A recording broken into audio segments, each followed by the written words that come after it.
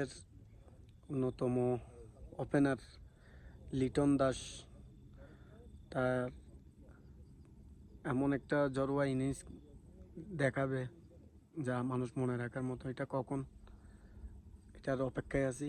আর বললেন সেরা ব্যাটসম্যান শান্ত,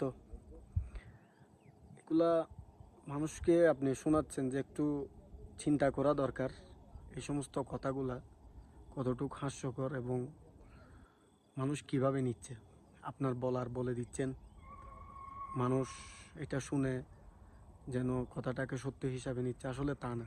এগুলো একটা হাসি ছাড়া আর কিছুই না। আর সৌম্য সরকার, সে যে কখন কি করছে দেশের জন্য একটা আপনার সিরিজের মধ্যে, সেটা নিয়ে এখনও গাইতেছেন।